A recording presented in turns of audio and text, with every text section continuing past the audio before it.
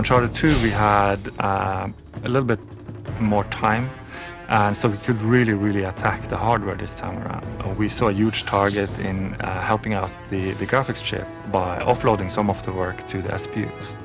And when we started doing that, we realized that the SPUs are really good at doing this kind of work.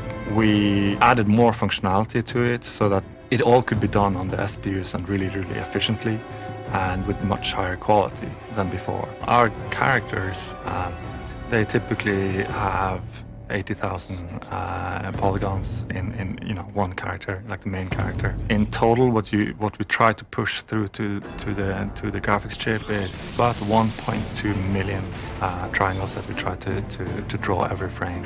We do a lot using the cell processor. We make heavy use of assembly programming, which is really nitty-gritty programming. Uncharted has animation blending as a core feature of our technology, a core feature of how our characters move, and it's incredibly unique to the way we're approaching the problem of producing a really high-quality animation. We can have animations that range anywhere from just a couple of animations to up to 20, 30 animations at one time affecting a character, affecting them in various parts like hands, face, shoulders, back, and legs. You don't have to have an animator animate every single possible combination of the player putting away his weapon while jumping or running and shooting or all these different things. Really, no animator can animate enough animations to produce the same look that we've been able to do by mixing and matching, by layering animations on top of each other, by blending between animations even on different layers. And that really gives the player a lot more control over what he wants to do that's not limited by our animators. We added more functionality to it so that, for instance, the camera motion blur, it all could be done on the SPUs and really efficiently and with much higher quality than before. So we added lots of things on top of it, including bloom and downsampling, the focal blur. And the interesting thing about the focal blur is that we're actually being very accurate, so that when you fight with a character, we can focus on what's happening in close combat. Whereas when you aim at someone far away, we can focus on what's happening far away, and things that are near blur out.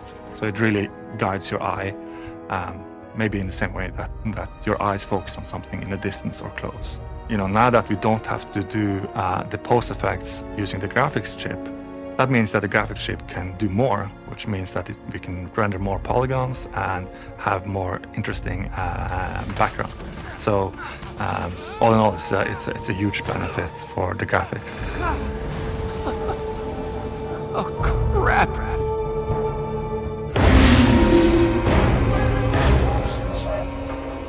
We really wanted to push the PS3, which we knew we could push even further from what we had done with the first game. And we went from 150 objects for the first game. This game, we're capable of over 500 objects in like just a couple of milliseconds. And that has allowed us to make the world come to life, to really feel real, feel like you're not in this like frozen wasteland, but really that you're in a building that's being destroyed, that you're in a war zone with everything going on around you, that things are more real than they ever have been before. And it shows, given the SPUs and just the harnessing the power of the PS3, we can now take it so much further. And Uncharted 2, we've really taken it the next step. Because our game is very much an action movie, right? So you would expect to have it look sort of like a movie. It's still stylized, but movie-like. And so we made a filmic filter for the high dynamic range, so we could play much more with the light values. It looks much more believable, and also it sort of solves a lot of the shadowing problems that you sort of expect to see. So it really puts everything together in a sort of a cohesive way. Hard to do, but the benefits are huge because you can make real magic happen.